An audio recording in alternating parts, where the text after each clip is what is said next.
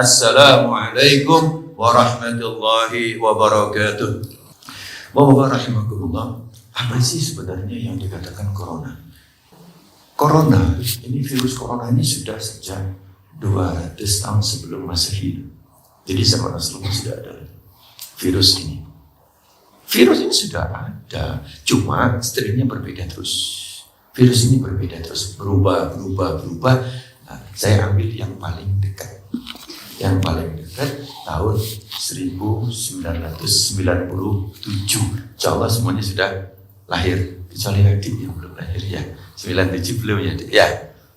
Ini ada tahun 97 itu yang dinamakan avian influenza A H5N1.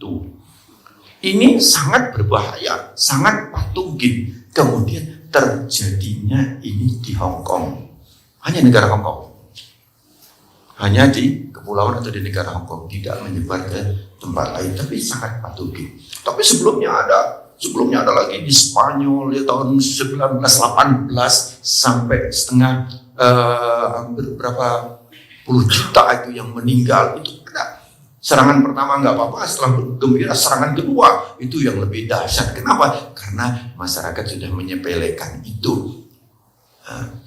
Bapak-bapak rahimakumullah.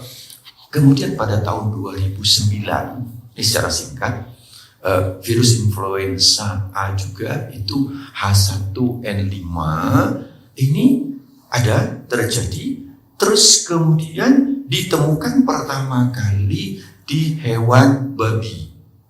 Jadi waktu itu dicek ternyata penyebabnya dari hewan babi. Kalau yang sekarang ini dikatakan hewan kelelawar atau hewan babi. Bapak rahimakumullah, manusia itu kurang apa sih? Coba kita lihat gajah, di depannya ada kelinci yang kecil-kecil segini kan, kok jauh gede Pak, ya teman. Kemudian kelinci yang kecil segini apa dimakan? Enggak, gajah nggak makan kelinci. Ada tikus di situ nggak dimakan, dia makan rumput. Jadi herbivora, dia hanya makan rumput. Terus kemudian kalau macan, rumput begitu banyak, singa yang mau rumput begitu banyak, dia nggak makan. Tapi yang dia makan, bahkan susah untuk ngubernya Pak, uber-uberan Pak ya. Kadang-kadang kelinci, kadang-kadang kijang, macam-macam kan. Nah, perlu perlawanan seperti itu. Yang dia uber adalah daging hewan, berarti dia karnivora. Kalau manusia kira-kira? Ini manusia ini. Lah kurang apa sih kasih sayang Allah nih? Buah makan, sayur oke, rumput oke, apalagi? Daging oke. Lah sudah diberi halalan thayyiban, tapi masih banyak tingkah. Kenapa banyak tingkah? Yang haram pun disikat, yang makruh pun ayo. Yang halalnya sudah banyak, tetapi kenapa? Inilah yang menyebabkan manusia itu banyak sekali penyakitnya. Kenapa? Karena yang dimasukkan ke dalam mulut ini sembarang. Masuk makan ini, makan ini. Kenapa? Karena lidah diberi rasa. Lidah itu diberi rasa. Bapak-bapak rahimakumullah. Jadi ini pada tahun 2009 itu pada babi, sehingga dinamakan flu babi.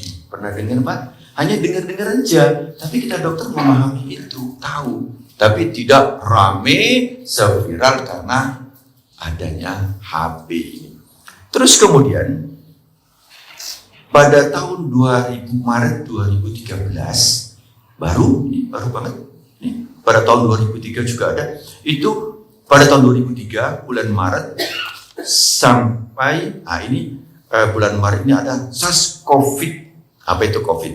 Ya, ini SARS-CoV, COVID itu corona, V-nya itu virus, D-nya itu disease. Jadi COVID, corona, virus, disease. Nah, pada tahun 2003 bulan Maret ini menyebar ke 29 negara, dimulai dari Hong Kong. Hong Kong ini macam-macam, Pak. Ini salah satu sumber juga ya di Hong Kong itu. Pada tahun itu menyebar ke 29 negara. Mungkin di Indonesia juga ada. Disebut dengan flu Hong Kong. Kemudian pada tahun 2013, pada tahun Maret 2003 itu SARS-CoV-1 itu hanya 5 bulan. Maret, April, Mei, Juni, Juli. Kemudian setelah itu dianggap tidak ada lagi penyebarannya karena mata rantainya putus. Tujuan kita pakai masker, tujuan kita lockdown, tujuan kita PSBB, tujuannya adalah untuk memutus mata rantai ini. Bagaimana kita bisa memutus mata rantai? Kita harus tahu dulu bagaimana karakter daripada virus ini.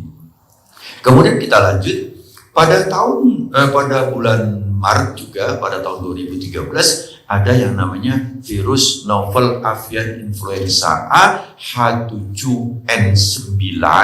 Ini terjadi awalnya di tetangga kita, yaitu di Cina. Sama, sebelahnya Hong Kong, sekarang udah masuk Cina ya. Di Cina itu kemudian yang disebut dengan flu burung, karena pertama kali ditemukan pada hewan burung.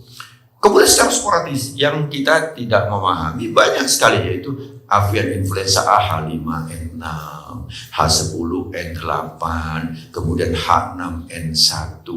Nah, virus yang ada pada saat ini di Indonesia ini berbeda dengan yang ada di Cina. Strain ini berbeda, yang ada di Amerika berbeda, yang ada di Eropa berbeda. Jadi berbeda ini. Kenapa? Karena dia memberikan satu mutasi di dalam hostnya atau kepada tubuh manusia. Terus kemudian pada tahun 2012 ini juga ada yang disebut dengan MERS-CoV. Ya, MERS-CoV ini pertama kali di hewan onta. Tapi kita jarang mendengar flu onta. Jarang kita mendengar flu onta itu di Arab Saudi menyebar 26 negara. Tapi kalau COVID ini, kenapa? Satu penyebabnya sehingga begitu banyak sekali ini, yang sehingga kita tahu semua, dan tahunya ancur-ancuran, kacau balau, sana kesini macam-macam. Bahkan kalau kesenggol ini, semua kesenggol ini kan di sini banyak sekali, Pak. Saya lihat ya Allah, banyak sekali terjadi fitnah, terjadi macam-macam di sini, dan itu pun mengisi otak sehingga terjadi kacau balau, dan ada yang meyakini yang salaman gak mau. Banyak gak sini salaman gak mau? Ada satu ayat Al-Quran, jangan dulu buka yang lain, buka halaman pertama surat Al-Fatihah, halaman kedua, Bismillahirrahmanirrahim, Alif Lam Mim, Dzalikal kitabu la ghaiba fihi hudal lil muttaqin. Zalikal kitab, ini kitab apa? Al-Quranul Karim. Lanjutkan, la ghaiba, tidak ada keraguan-raguan. Ada enggak satu undang-undang, satu peraturan yang diragukan? Ada? Hampir semua. Tetapi Al-Quran sudah menjamin la ghaiba. Nah, kalau ini kemudian kita kembalikan ke hati kita, apakah aku masih ragu-ragu dengan Al-Quran? Apakah aku masih ragu-ragu dengan Al-Quran? Amantu billah wa malaikatihi wa kutubihi wa rusulihi. Apakah ada keraguan di dalam Al-Quran?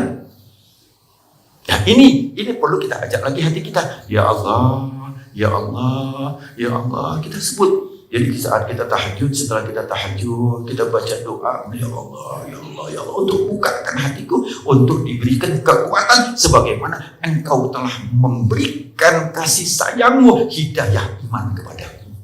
Tapi iman ini perlu dinaikkan terus. Yaitu apa? Iman kepada Al-Quranul Karim.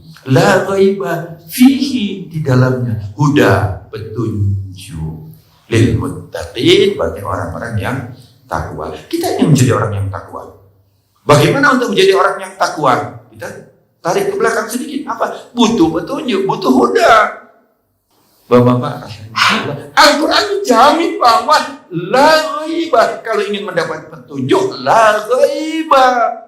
Tidak ada keraguan di dalamnya. Nah, di sini butuh keyakinan hati. Hati ini milik Allah, maka kita senantiasa berdoa kepada Allah, ya muqallibil qulub, wahai Allah yang membolak-balikkan hati manusia. Hati manusia itu kalau godok, ibu-ibu nanti godok daun, ya toh, godok daun atau godok apa itu, bolak-balik. Begitulah hati manusia. Nah, di sini kita minta kepada Allah, ya muqallibil qulub, ya muqallibil qulub, ya Allah yang membolak-balikkan hati manusia. Tsabbit qalbi, mantapkan, tetapkan hatiku ya Allah ala dinika, atas iman atau agama ini ya Allah. Kita nggak tahu akhir hayat kita gimana. Ada yang tahu nggak? Nggak tahu. Mungkin lagi duduk, mungkin lagi berjalan, mungkin lagi tidur. Wallahu a'lam, kita nggak ada yang tahu bagaimana.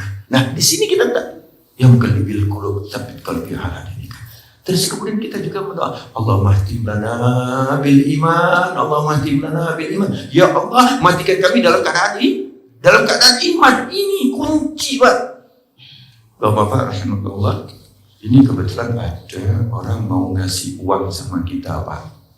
Ternyata ada orang mau ngasih uang sama kita, misalnya angkanya satunya di sana 1, kemudian nolnya 10, berapa berarti Pak? Hah? Enggak, anggap aja 1 juta tambah lagi nolnya 3, berapa?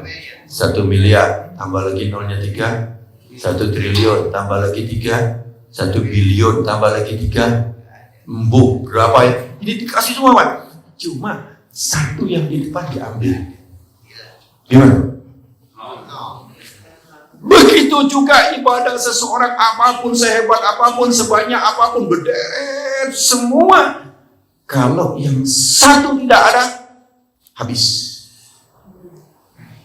Ini saya umpamakan tadi, angka 1 tadi adalah tonggak untuk iman kepada Allah. Ini kita kunci. Kita sholat, seseorang puasa, zakat, haji, dia akan nol apabila tidak ada iman.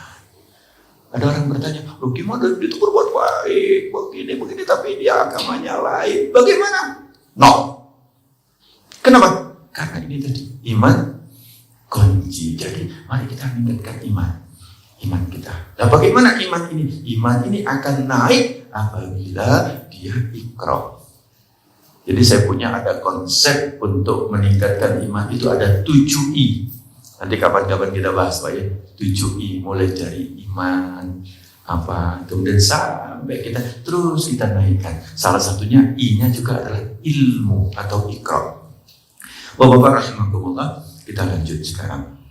Corona ini atau karena apa? Karena tingkah laku manusia. Sehingga Allah berikan cobaan kepada orang mukmin dan azab kepada orang yang tidak beriman. Azab orang-orang yang tidak beriman, juga azab kepada orang-orang yang di antara keduanya.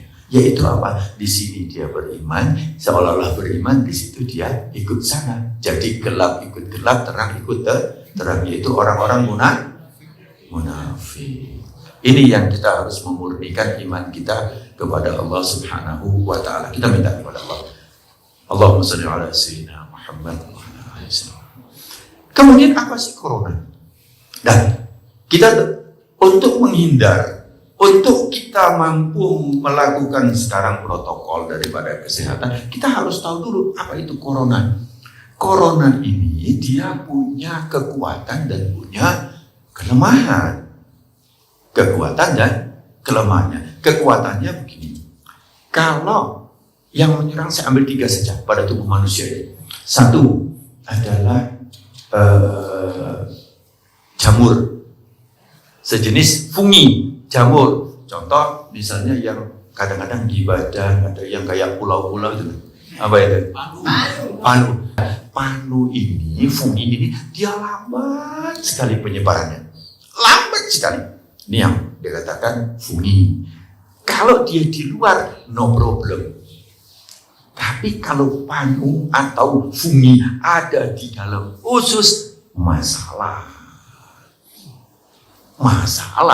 Diare terus ini terus. Saya ada pasien Pak, waktu itu dicek oleh seorang profesor di Semarang, kemudian waktu dia ke Malang itu dia mau dioperasi untuk diambil bagian daripada usus yang ada panunya itu, mau diambil. Ini orangnya ada di sini sekarang. Kemudian yang kedua adalah bakteri. Bakteri ini adalah banyak pada tubuh kita, baik itu yang menguntungkan maupun yang merugikan. Nanti akan kita jelaskan mulai dari di tangan, di mulut, di hidung, di mata, kemudian di berbagai macam.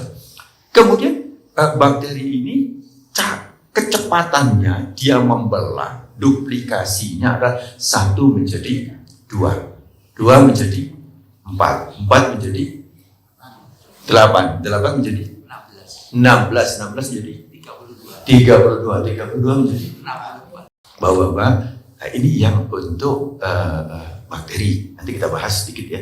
Terus kemudian virus ini dia berkembang 1 jadi 20 jadi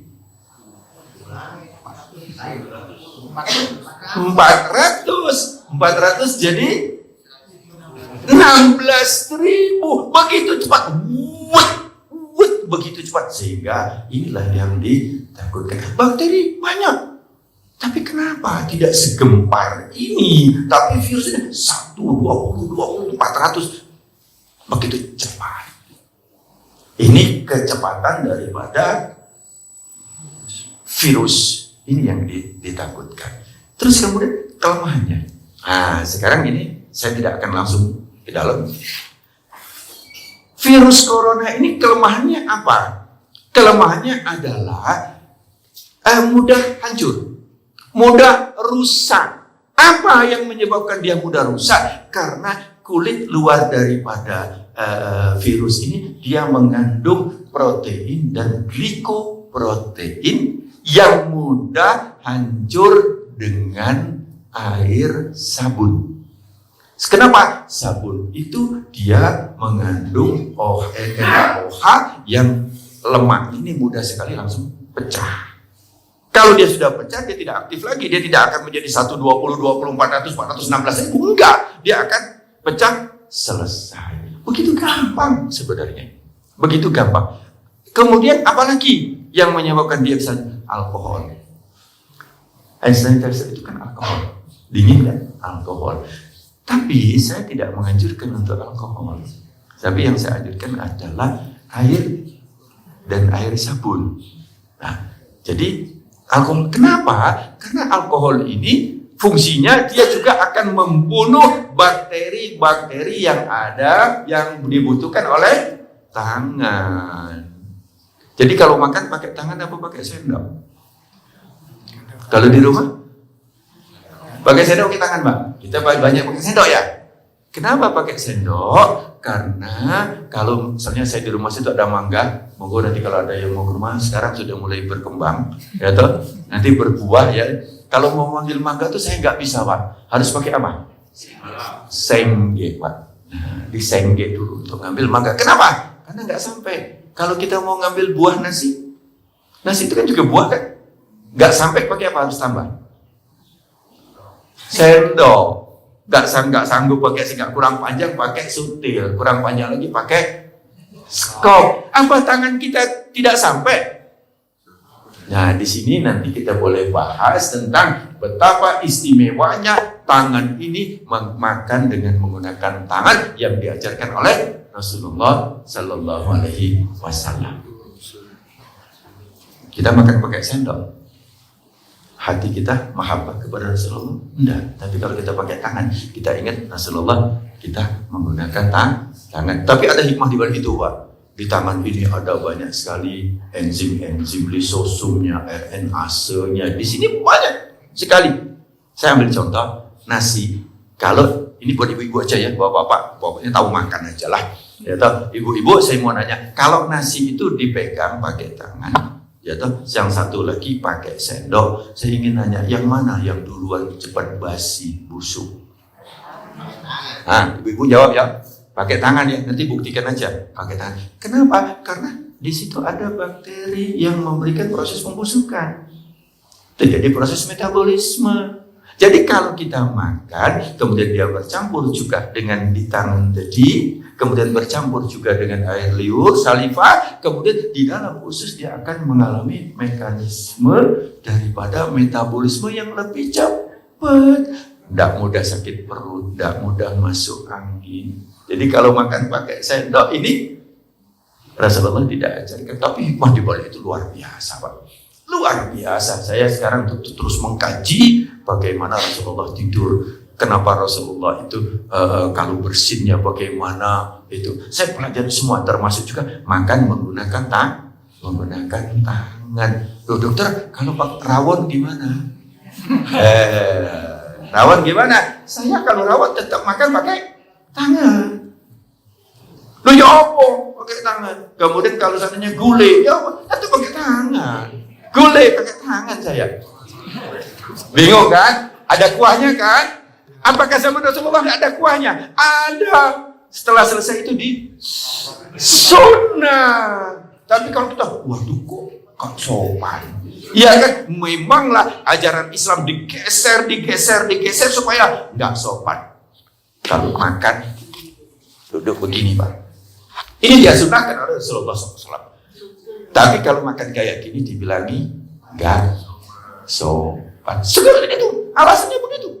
Nggak sopan. Inilah padahal supaya apa? Menghilangkan ajaran Rasulullah Sallallahu Alaihi Wasallam. Ini kita buang terus Pak, satu demi satu. Saya ingin mengajak, tapi masyarakat sekarang kan butuh ilmiah Pak. Oh, nggak ilmu nggak ini. Tapi saya coba untuk ilmu kedokteran, saya bahas bagaimana kehidupan sehari-hari daripada Rasulullah Sallallahu Alaihi Wasallam. Corona ini akan hancur, ya toh? Dia apabila kena air sabun, kemudian kena air mengalir juga akan jatuh. Kena air juga akan, dia tidak nyangkem kayak kepiting kayak ini cek gini, tidak, dia akan lepas kok. Ya toh? Jadi dengan air mengalir pun dia akan sudah lepas. Kapan mulai tahu diajarkan sering cuci tangan? Ditulis di mana-mana, sering cuci tangan. Islam ada nggak? Islam ini sudah mengajarkan sejak dulu. Sebelum ada mikroskop, belum ada swab, belum ada yang begini-begini. Kenapa? Karena yang diajarkan, yang disampaikan, yang dilakukan oleh Rasulullah itu adalah wahyu daripada yang membuat seluruh makhluk ini taat banget. Cuci tangan, disiapkan di depan, cuci tangan. Pernahkah kita menganjurkan, ayo wudu, saya belum lihat, mata saya belum melihat, mungkin masjid ini boleh juga membuat satu spanduk, boleh tuh, cuci tangan, kemudian pakai masker, jaga jarak. Saya beberapa kali ketemu, kenapa sih pakai masker sih? Kenapa sih jaga jarak sih? Tapi nggak bisa jawab. Buat di situ sekalian Pak, boleh sering-sering wudu. Kalau kesehatan hanya cuci tangan kan? Ya, kalau wudu berapa air? Cuci tangan, cuci mulut. Ada nggak tulisan sering-sering cuci mulut? Gak ada kan? Sering-sering cuci hidung, nggak ada kan? Nah ini kita bahas nanti. Corona ini menjawab. Kenapa? Karena Allah sampaikan dalam Al-Quran. Wa nunazzilu minal Qur'an, bismillahirrahmanirrahim, wa nunazzilu minal Qur'an ma huwa shifa wa rahmah lil mu'minin. Kami turunkan Al-Quran, kata Allah, tadi disebutkan la ghaiba fihi hudal muttaqin, kita ingin huda, petunjuk, ya nah? Untuk menjadi orang yang muttaqin. Kemudian ada lagi satu ayat lagi, syahrul ramadhan alladzi unzila fihil Qur'an.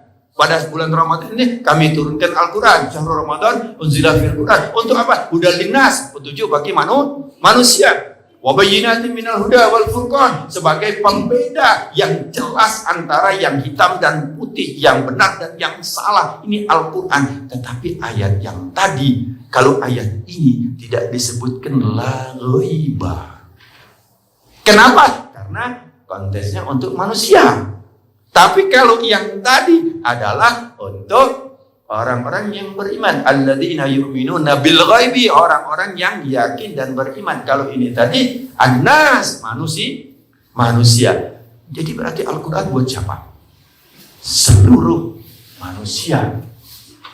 Syahrul Ramadan alladzi unzila fihil Qur'an hudal linnas wa bayyinatin minal huda wal furqan. Jelas. Kemudian kita lihat, kita coba Al-Qur'an menjawab apa tidak? Katanya sebagai petunjuk. Wa nunazzilu minal Qur'an ma huwa syifa. Kami turunkan Al-Qur'an adalah asyifa, adalah obat. Mana? Ini kami ada corona ini. Tim kedokteran WHO macam-macam ini ada corona. Gimana Al-Qur'an? Al-Qur'an bagaimana? Kita tanya kepada Al-Qur'an. Maka Al-Qur'an menjawab. Ini jawabannya. Ada. Kita cari lagi. Buka di Al-Maidah ayat 6. Saya coba cari di Al-Maidah ayat 6. Ternyata apa? Wudhu yang memberikan jawaban yang sangat istimewa. Tapi wudhu yang bagaimana? Wudhu yang bagaimana ini? Dan ini yang penting. Bagaimana cara mencuci tangan?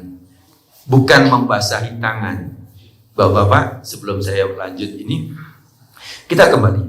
Bahwa corona ini dia akan hancur dengan tangan. Apa yang dicuci dengan sabun. Kemudian yang kedua adalah dengan alkohol, kemudian yang ketiga dengan air. Jadi alkohol itu sifatnya adalah pintu darurat.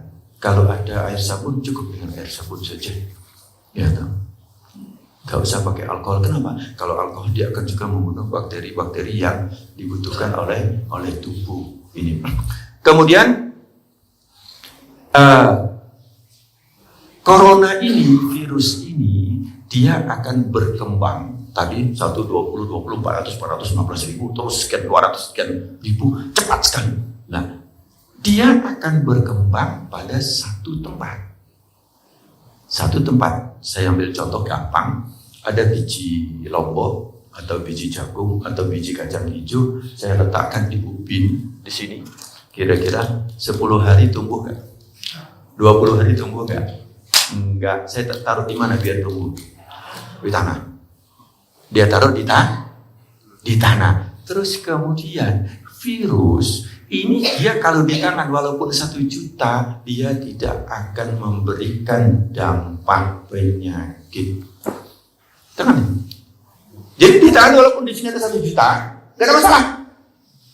Gak ada masalah. Asalkan seperti tadi ini tadi Pak, taruh di sini Pak, gak ada masalah dia. Tapi kalau pindahkan ke tanah baru dia tumbuh.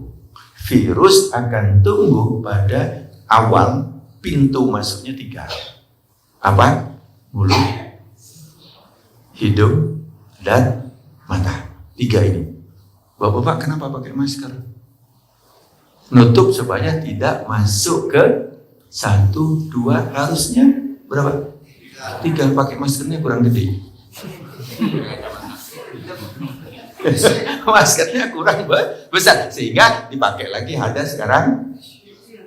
Nah, itu tujuannya Pak. Mungkin pernah ikuti kajian yang pernah saya sampaikan di Masjid Sabilillah, di masjid di mana di Masjid Jami. Saya sampaikan itu, atau di YouTube juga ada. Saya sampaikan bahwa 3 ini. Nah, tangan ini kenapa sering dicuci? Karena tangan ini sering megang ini. 1, 2, 3 ini loh. Kalau mau selamat, maka tangan ini jangan kecambah tadi atau apa kacang tadi atau tadi jangan dipindahkan ke tangan. Ini jangan dipindahkan 1, 2, 3. Jadi kalau habis sholat, habis baca doa, kita kan sudah sejak kecil ini ke sini kan? Mau masuk gini kan? Nah, supaya ini kita refleks, jangan kena 1, 2, 3 ini. Kemana larinya? Ke sini. Bisa Pak ya? Simple ya? Simple. Jadi jangan ke 1, 2, 3. Kan refleks. Selesai. Setelah sampai sini dia gak akan pindah sini Pak. Kudu. Nempel lah dia di sini. Oke, saya lanjut ya. Terus kemudian kita cuci tangan, dia akan larut, akan lepas. Sekarang kita masuk sedikit bahwa orang yang yakin, ternyata virus ini punya Allah, semua makhluk milik Allah. Terus kemudian bagaimana? Cara wudhu, Bapak-bapak, ada air kerannya keran inilah, satu keran ini ya. Saya gambarkan. Untuk nyuci sepeda motor pakai air ini. Nyuci pakaian juga pakai air ini. Kemudian nyuci piring juga pakai air ini. Terus kemudian kita wudhu pakai air ini. Sama nggak airnya? Sama ya? Oke. Air yang pertama, yang A tadi nyuci piring, nyuci ini, sama. Airnya sama, kan? Isinya beda nggak? Saya ambil contoh. Hari ini atau Senin kita buat, ada orang yang saya ambil A ini dia mulai dari terbit fajar sebelum azan tadi, dia sudah tidak makan, tidak minum. Tidak makan, tidak minum, tidak yang membatalkan puasa sampai menjelang, sampai maghrib. Oke, satu A. Yang kedua adalah dia pasang niat puasa sunnah. Puasa sunnah Senin Kamis ini. Mulai dari terbit fajar sampai terbenam matahari. Yang ketiga dia puasa Ramadan. Dari terbit fajar sampai terbenam matahari. Ya toh, sama nggak? Sama nggak? Yang pertama dapat apa? Dapat lapar. Yang kedua dapat fadilah sunnah. Yang ketiga dapat wajib. Beda nggak? Ininya sama ya? Tatanannya sama, tapi bobotnya, nilainya beda. Bisa dipahami, Pak? Kalau puasa sunnah 100 kali, bisa menggantikan puasa wajib Ramadan 1 kali? Begitu juga air yang jatuh. Air yang jatuh, kenapa berbeda tadi? Karena dipasang, diisi niat. Air tadi, kalau kita langsung turun gini saja, apa bedanya dengan A? Apa bedanya dengan tangan kita ini seperti piring, seperti baju, seperti sepeda motor? Apa bedanya? Disinilah kita harus isi air tadi, bahwa ini air yang suci lagi, mensucikan apa? Ini yang penting. Jadi kalau wudhu itu jangan pure langsung air, apa bedanya menyuci baju. Jadi harus betul-betul pasang niat. Ya Allah, aku mau nyuci tanganku.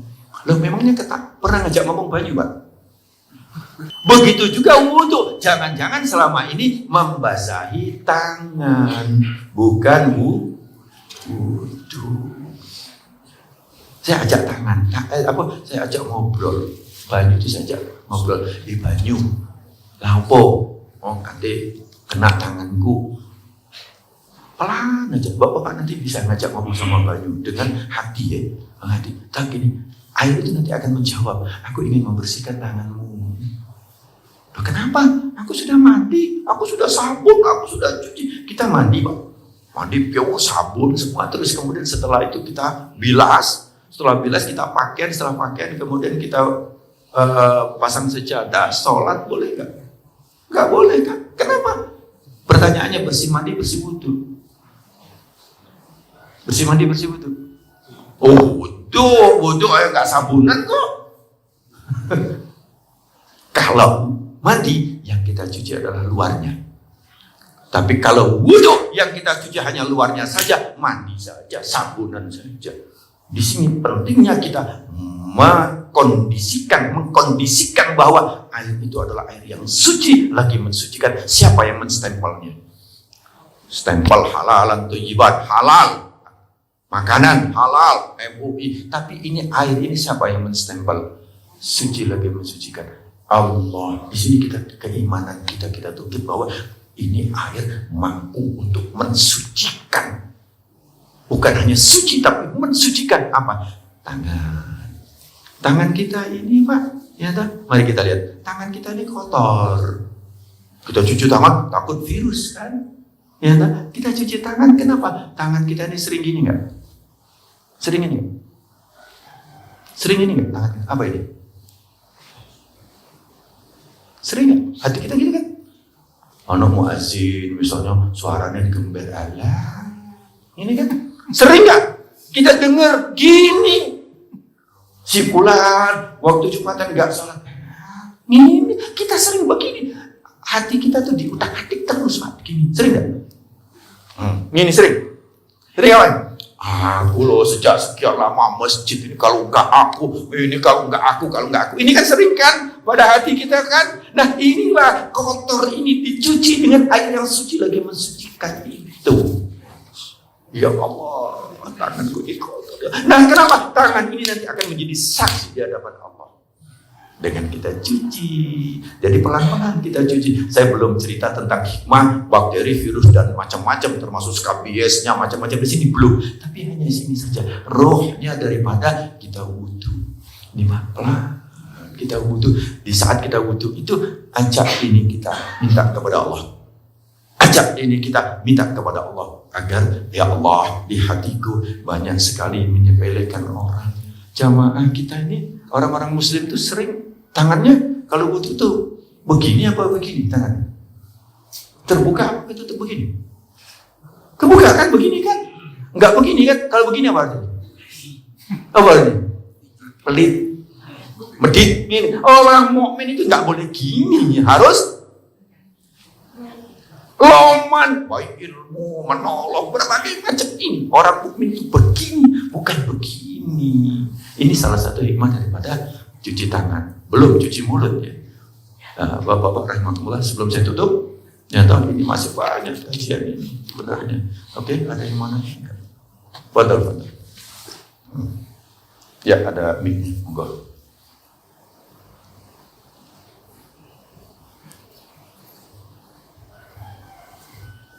Assalamualaikum warahmatullahi wabarakatuh. Waalaikumsalam. Nama saya Najib. Sedikit semester Agak jauh. kaitannya dengan COVID-19 itu pengalaman dokter kapan atau berapa lama vaksin itu bisa Ya. terus yang kedua saya pernah baca atau dengar itu serumnya orang yang pernah sembuh dari terpapar COVID itu bermanfaat. Mohon penjelasannya Ustaz. Ya. Terima kasih. Assalamualaikum warahmatullahi wabarakatuh. Waalaikumsalam. Sebenarnya ini sudah mulai bab nanti agak terakhir, tapi nggak apa-apa.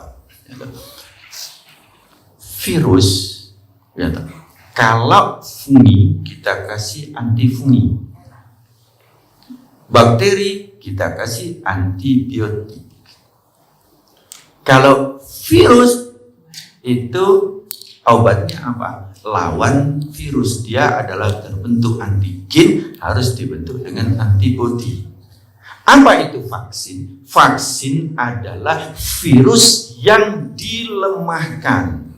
Jadi sebenarnya orang yang divaksin itu sebenarnya adalah orang yang dimasukkan penyakit, dimasukkan virus, tapi virus yang tidak memberikan bahaya kepada dia. Tujuannya adalah untuk membuat satu mal atau cetakan ya, atau memori untuk pada virus jenis itu. Virus jenis itu sudah disiapkan beberapa antibodi yang dirangsang untuk masuknya vaksin. Bapak-bapak kalau mau vaksin sebenarnya gampang.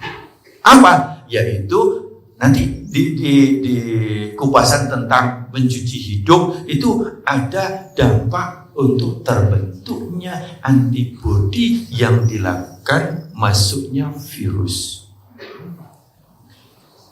Nah, vaksin tadi adalah untuk ini dikembangkan, terus kemudian dia didinginkan, dilemahkan, didinginkan, kemudian dihitung berapa yang harus dimasukkan dan berapa virusnya sehingga dia tidak membahayakan pada manusia yang dimasukkan vaksin tadi. Rapid test itu bukan diagnosa. Rapid test itu adalah mungkin di antara kita bisa saja negatif dan positif. Kalau negatif berarti belum adanya sebuah reaksi yang ada di tubuhnya untuk terbentuknya antibodi. Lah, kalau rapid test itu adalah sebenarnya orang yang dia akan positif terkena, mungkin aja ada yang terkena, tapi di dalam tubuhnya dia terbentuk antibody sehingga dites, loh kok positif, dia baru terbentuk.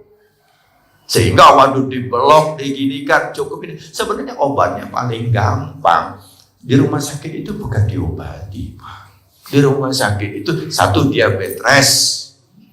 Dengan dia istirahat, maka kondisi basal tubuh, maaf, saya sedikit cerita ya, buat ibu-ibu yang sudah dewasa, bapak-bapak semua dewasa, ini maaf, untuk tahu orang laki-laki itu sehat apa enggak, di mana letaknya, Pak? Pagi hari bangun. Ini salah satu, Pak. Berarti tubuh kita itu dalam keadaan kondisi basal banget, ya Pak ya. Kondisi begini, itu tubuh kita itu sangat bagus untuk istirahat, kemudian burungnya bangun. Bener nggak Pak ya? Kalau nggak bangun konsultasi dengan saya nanti. Kenapa nggak bangun? Gitulah. Ya bangun itu artinya sehat. Jadi bapak ibu-ibu mungkin ya karena sudah lihat oh bapaknya sehat. Atau ibu-ibu bapak sehat. Itu salah satu tanda bahwa sehat Pak. Nah begitu juga dalam tubuh. Kalau dia ada corona, positif corona rapid test, itu bukan diagnosa, nggak usah khawatir. Positif, ada masalah. Berarti di dalam tubuhnya ada satu sudah terbentuk antibodi reaksi. Kemudian kalau sudah ada reaksi ini dikhawatirkan dia akan naik, akan naik. Makanya dia akan diisolasi. Tujuannya adalah makannya dijaga, vitaminnya supaya apa? Supaya kondisi tubuhnya bagus. Kemudian virus tadi dia posisinya di bawah, antibodi akan di atas terus. Ambil gampangnya, ada yang sering bilang obatnya apa? Sego pecel. Sing rodok pedes, bener kan? Lo langsung hilang Pak ya? Bener nggak Bu?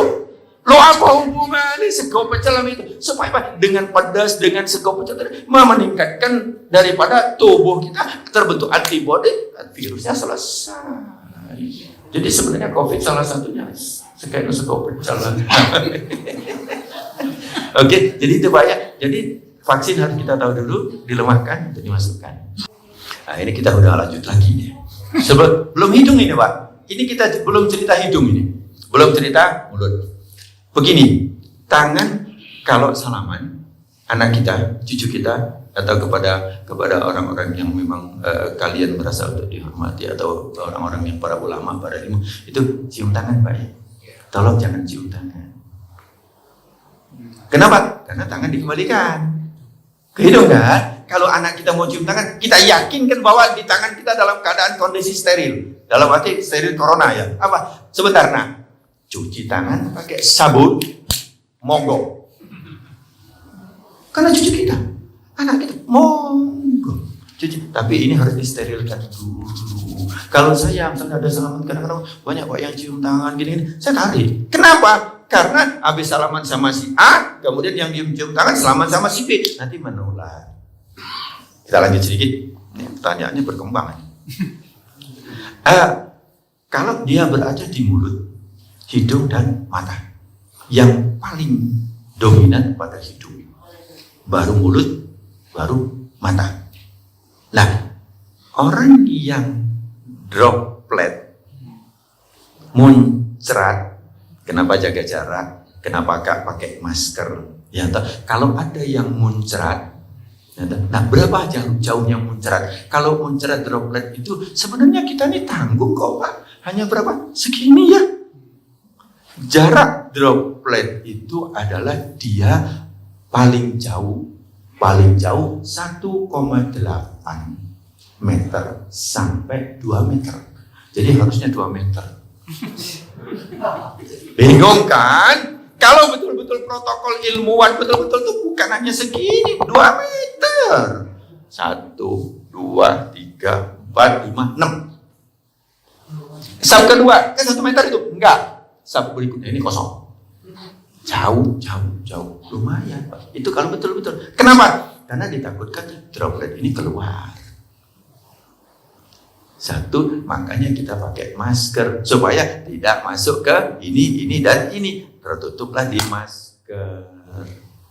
Atau sebaliknya, yang mengeluarkan droplet dengan menggunakan masker, dia tidak keluar, ada di maskernya. Bisa dipahami Pak ya? Nah, kalau ada yang batuk kan? Batuk. Nah, sehingga kita pesan, kalau yang kebetulan flu, batuk, jangan ke masjid dulu. Benar nggak Pak? Kita buat, alasannya apa? Kalau batuk itu, di saat orang batuk, cekul, kecepatan batuk, kekuatan batuk itu 90 sampai 150 km. Tas. Jadi kekuatan cekul. Batuk itu. Kalau bersin lebih lagi. Berapa? Sampai 400 km per jam. Kita pernah nggak berpikir sedikit aja, kalau kita bersin itu pakai ancang-ancang nggak? Hah? Pakai ancang-ancang ya? Gini kan? Pernah nggak berpikir, kenapa sih Allah kasih bersin itu pakai ancang-ancang ya? Pernah mikir nggak? Saya tuh berpikir, kenapa sih kok bersin itu kok pakai dikasih oleh Allah tuh ancang-ancang dulu kan? Di situ loh Pak. Saya ingin berpikir, kenapa kok dikasih ancang-ancang, terus kemudian kedua setelah selesai bersin kita ucapkan Alhamdulillah. Ada apa sih? Nah, di saat bersin Pak, kita jangan di depan, harus kita menyamping ke kiri. Kita bersih. Ya, kenapa? Karena di saat kita pulang 300 km per jam, tas masuk Pak ke sana Pak. Dengan pakai masker kita sedikit terkurangi, ya Pak itu. Nah, kemudian kenapa pakai jarak? Jaraknya harus tadi berapa? 2 meter. Ya tak? 180 sampai 2 meter. Nah di sini yang katakan dikatakan dijaga jarak tadi Pak. Jadi kalau kita nggak batuk, no problem. Kadang-kadang atau masjid saya rapat, saya katakan ada apa? Loh, protokolnya. Aku lebih tahu pada sampean. Rapat no tak bilang. Loh kenapa? Ada lagi nanti hikmah di balik itu. Tapi saya juga berpikir di sisi lain. Kenapa? Main rapat no. Ada yang saya rapat itu setelah sholat dia pulang. Duh, apa? Aku takut. Oh, ya karena sudah ini tadi tidak mau ngerti kepahaman itu. Saya balik lagi. Salaman. Ya dah, kita salaman. Berjabatan tangan itu apabila keduanya berjabatan tangan, kemudian maka di saat ini dilepas berguguranlah dosa di antara keduanya. Aku nak dosa nggak besok-besok sampai? Mungkin enggak, tapi hati ekonom. Aku barusan imam tadi. Aku sengaja tuh imam gak cowok menci. Lah salah. Ada kan hati gitu kan? Tapi kadang-kadang juga gini. Aduh, aku gurung moco Al-Fatihah mari kok imamnya wis ruku. Kok cepet ada yang begitu. Iya enggak? Jadi nah, dengan kita bersalaman setelah kita sholat, bersalaman dengan bersolawat salaman, itu salah satu daripada kita menggugurkan dosa. Dengan satu syarat, habis salaman cuci tangan. Kenapa? Jangan supaya tidak menyentuh ke sini. Jadi salaman habis ini nggak apa-apa salaman. Aduh, terus nggak apa-apa. Loh dokter nggak boleh salaman, siapa bilang? Boleh, Rasulullah ajarkan salaman kok. Nah terus kemudian gimana? Tapi jangan pindahkan ke sini tadi. Di sini mau ditaruh ke cabang apa?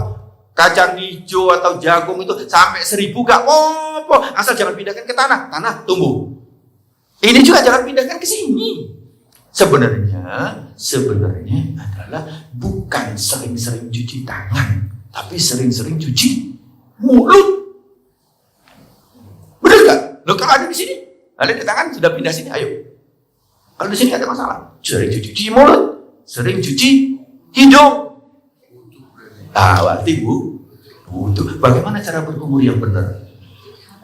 Bagaimana cara berkumur yang benar? Bagaimana cara memasukkan air ke dalam hidung? Kemudian virus corona tadi berapa lama dia di hidung? Dia di hidung, ini kita lanjutin, cuma 3 sampai 4 jam. 3 sampai 4 jam dia di hidung. Belum migrasi ke dalam, enggak usah takut, belum migrasi. Dia butuh waktu di dalam hidung dan di dalam mulut. Saya ingin tanya, subuh nanti ada zuhur berapa jam? Muazzin subuh 7 jam lebih sedikit. 7 jam. 7 jam. Ada duha. Duha kan? Antara zuhur dengan asar 3 jam. Antara asar dengan maghrib 3 jam. Antara maghrib dengan isya 70 menit. Antara isya dengan subuh panjang. Ada apa? Kita waktu mau tidur wudu. Nanti sholat tahajud wudu. Kira-kira hilang nggak? Bersih nggak?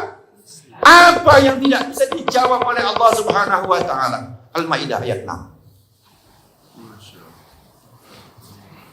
Dan tapi kita harus tahu dulu apa yang kita cuci bukan hanya virus, tetapi virus yang lebih dahsyat. Kalau virus pakai APD masukkan ke balen atau masukkan ke samaan, tapi ada virus yang lebih dahsyat.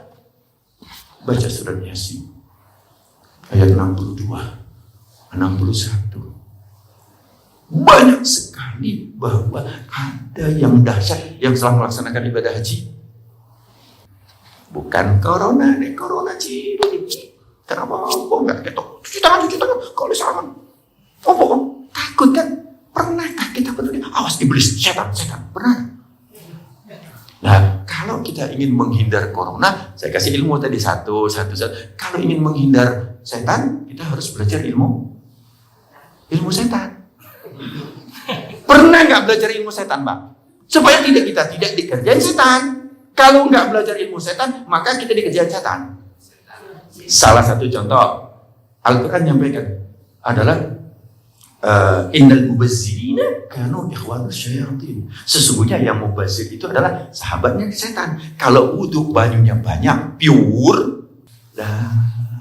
Nek banyu ini bener pure gitu. Ya toh, maka kita sudah mendatangkan setan. Aku nih mubazir, jadi ono aku. Jadi wudunya tidak tomanina. Wudu pelan. Kita wudu pelan. Supaya apa? Tidak mubazir. Mudah-mudahan nanti di masjid ini sudah mulai berpikir untuk apa? Yang pakai sensor. Atau belum ada sensor nggak apa? Ya tak? Jadi di rumah pelan-pelan saja. Ya tak? Kita pelan. Supaya apa? Supaya kita hindari daripada setan. Perlu nggak belajar ilmu setan, Pak? Kenapa? Karena setan itu dia membawa kuas dan membawa madu yang manis, kemudian dia menari-nari di bibir, mengoles di bibir. Coba kalau kita membahas tentang Al-Quran, ngemah tuh. Tapi kalau ngerumpi, roncang kuat. Kenapa? Karena dikuas manis. Jadi ini salah satu ilmu setan. Setelah saya buka, saya sampaikan, ini loh istriku tuh aku sayang sama kamu. Kenapa? Kamu tuh sudah noto bata. Ya toh, sudah kamu bikin bangunan yang bagus begini, kemudian kamu ambil palu, kamu pecahkan, kamu hancurkan. Ini loh, apa? Kamu membicarakan orang lain seperti kamu itu membangun sesuatu, atau kayu kayu itu, kemudian kamu bakar seperti ngerokok. Itu kan habis. Seperti itulah amalia. Hati-hati amalia kita kosong semua. Kenapa? Karena ini mulut. Nanti ada bahasanya tentang bagaimana mencuci mulut. Oke, Bapak-bapak rahimakumullah. Ini baru sedikit, Pak. Sebenarnya ada lagi tentang kenapa kita jaga jarak, kenapa kita pakai masker. Tadi saya bawa sejadah. Kenapa kita bawa sejadah? Apa pentingnya? Saya ada kajian tentang bagaimana kasus di Madinah. Ya tahu, saya pernah waktu haji tahun 2003 itu saya minta kepada Allah, ya Allah diberikan ilmu. Ternyata saya mendapatkan ilmu bagaimana orang-orang di Madinah itu batuk-batuk, cekal cekul batuk. Di Mekah enggak. Jadi salaman boleh enggak? Boleh dengan satu syarat, tapi jangan di floor. Jangan di floor keluar. Kenapa? Karena kalau disampaikan keluar enggak ngerti ilmunya. Salaman enggak apa-apa kalau itu Mustafa jangan dipedot. Tapi harus jangan dipindah ke sini tadi. Mungkin itu Pak ya. Mudah-mudahan manfaat. Kalau memang ini kita mau kaji lagi, akan dilanjut, monggo. Ada beberapa waktu nanti, insya Allah. Wassalamualaikum warahmatullahi wabarakatuh.